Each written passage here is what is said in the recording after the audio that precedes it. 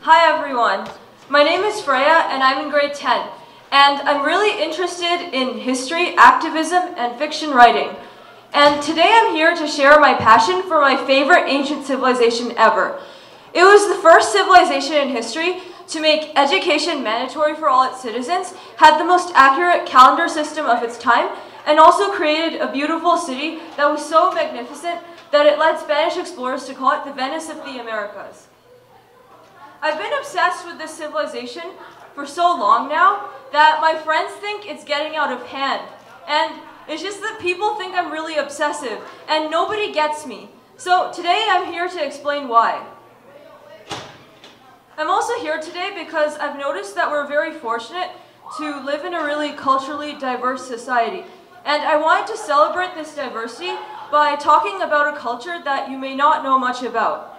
And I think this fits our diverse theme extremely well today. So, for the duration of this presentation, I want you to try letting go of any misconceptions and stereotypes you may have about Indigenous people, and try to think about their accomplishments and all that we have to learn from them instead. For example, think of this.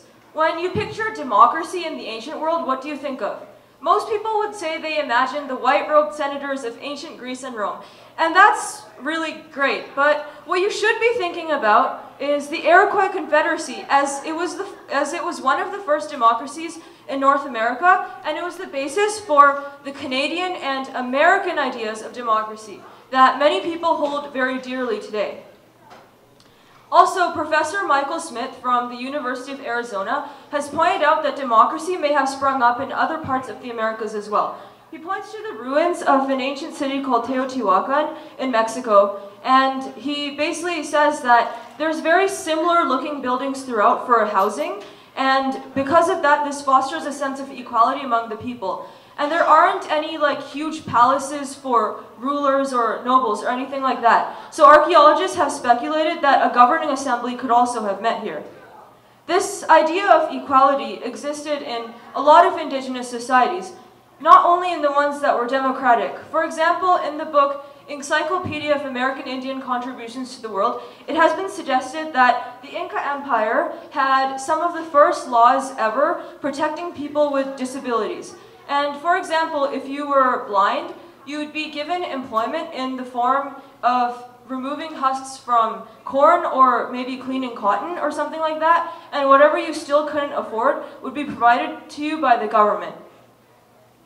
The indigenous people also had a lot of cool inventions, and some examples include snowshoes, chocolate, and artificial hives for beekeeping, and sunglasses. So to get an accurate idea of where these people lived, here's a map showing some major civilizations in the Americas.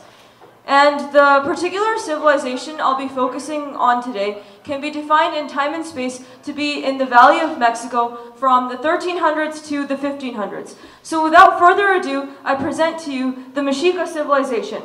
So the word Mexica was the word that the Aztecs used to refer to themselves. But they're more commonly known as the Aztecs now. And because the terms are referring to the same group of people, I'll be alternating between them. And I'll be talking about the origins, accomplishments, and the downfall of the Mexica civilization. So when it comes to their origins, the Mexica were originally a nomadic group, but eventually they settled in the Valley of Mexico, and they were known to have a really fierce and warlike nature, as they also did human sacrifices. And so the neighboring states of the area didn't really trust the Mexica at first, and no one wanted to ally themselves with the Mexica. So the Mexica were driven to a swampy wasteland near Lake Texcoco, where they were forced to eat snakes and insects to survive.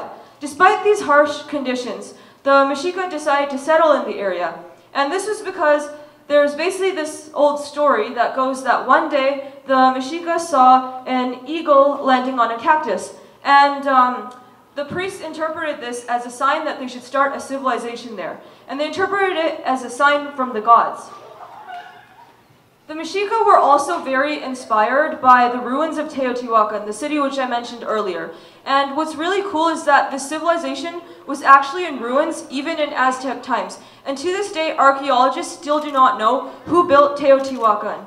But the Aztecs were so in awe of it that they imagined that it had once been inhabited by gods, and they based a lot of their architecture off of Teotihuacan. Eventually, the Mexica began to gain more respect in the area as people figured out that they made really good warriors, so they were hired as mercenaries by many states. And as they grew richer, they launched a series of ambitious building projects. And the first thing they did was they brought up mud from the lake bed, and they used this to create islands. This was also one of the most highly productive agricultural systems of the ancient world. They also drove millions of wooden stakes into the lake bed to be used as foundations for very large buildings such as pyramids. And what's interesting to note is that the city of Venice in Italy was actually constructed in a very similar way to this. So eventually the island city began to expand, and they connected it using causeways to the mainland, and they also had aqueducts to bring in fresh water. This city became known as Tenochtitlan, which not surprisingly means place of the prickly pear cactus, because it refers to the cactus in that legend about the eagle landing on a cactus. So now I'll be talking about the accomplishments of the Mexica, and I've divided this into two categories. So there's things that have to do with their society and things that have to do with more like science and technology. So first of all, I'll be talking about their society. So the first thing you should know about Mexica society was that it was extremely authoritarian, and this is why it is often criticized as the government had a huge intervention in people's lives. So this meant that you would have to pay a huge amount of taxes, and also the punishments were very harsh. For example, if you were drunk in public or you committed adultery, you would be executed, usually in the form of strangulation. However, there were also many positive things that emerged from this society. For example, universal education and healthcare. The Mexica were actually the first civilization in history to have mandatory education for all their citizens. So it didn't matter if you were male or female, rich or poor, free or enslaved. You'd still have an access to education. And if you think about it, this was actually huge for women's rights because it meant that women would be educated. And this is huge because there's many women in our world today who still do not have access to education.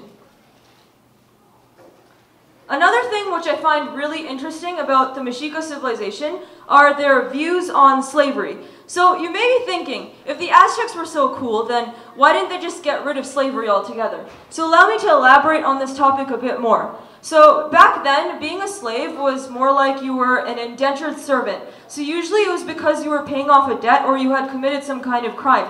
And after you served your time, you would be allowed to go free.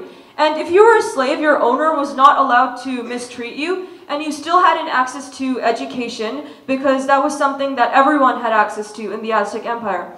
So what we can get out of this is basically that if you were a slave in the Mexica civilization, it's a lot better than being a slave in other ancient civilizations.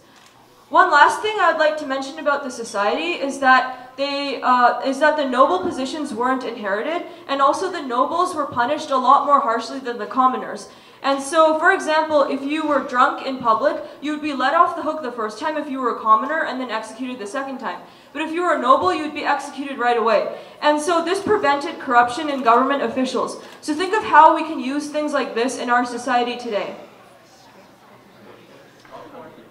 Now I'll be talking about accomplishments that relate to the science and technology side of things.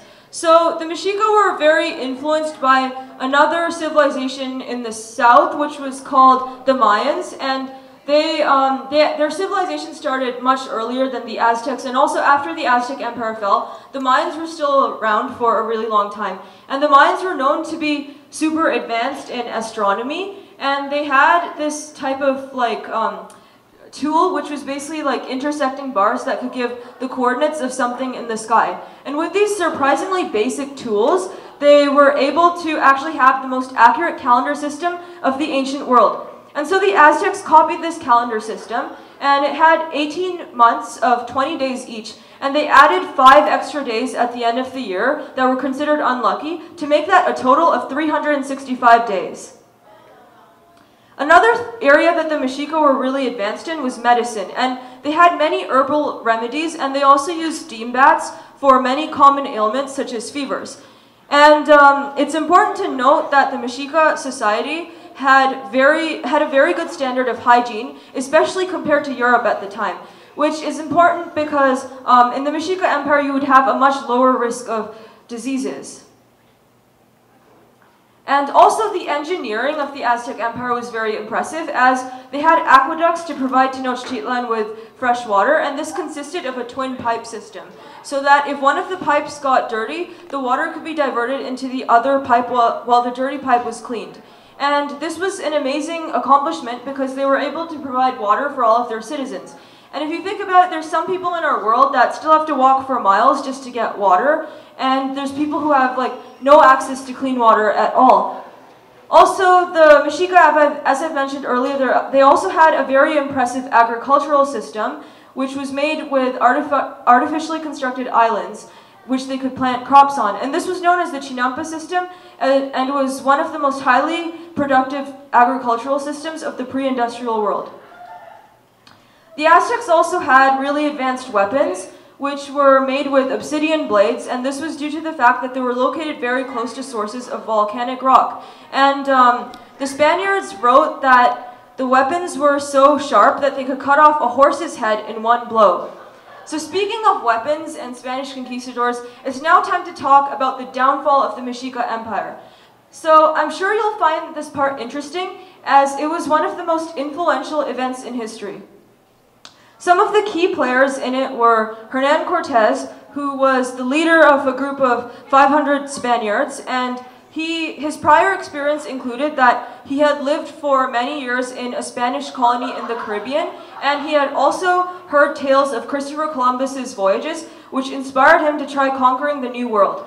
So he was able to teach Spanish to an indigenous slave girl named Malinche, and today her name is actually used as an insult in Mexico to mean traitor. And also she was very helpful in communicating with native rulers such as Moctezuma of the Aztecs. So Cortez and his men, basically they tried capturing Tenochtitlan, but the first time they failed, so they had to get more reinforcements from Spain, and they also had many African slaves helping them, and also thousands of indigenous allies that were tired of paying taxes to their Aztec overlords.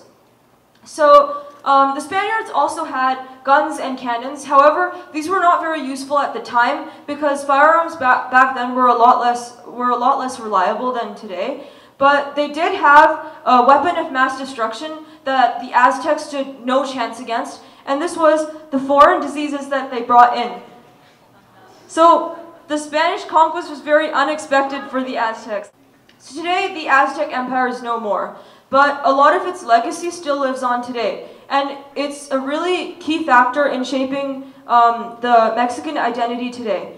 Also, the Nahuatl language of the Aztecs is still spoken in Mexico today in some parts, and it's quite hard, the pronunciation, but you could learn it off the internet if you wanted to. And so basically, the Mexica today and indigenous people in general are very underrepresented in the media and school curriculum, and we don't really learn about their accomplishments and history that much. And we also constantly label them with terms that say more about the colonizer than the people who were colonized. So if there is one thing I want you to get out of this presentation, it's basically that you should try to be open to understanding other people's cultures and their accomplishments to the world, and also think about all we have to learn from indigenous people. And they had equality for women, they were able to provide their entire society with clean water, and they were very advanced in some ways which we still haven't accomplished today. Thank you for listening.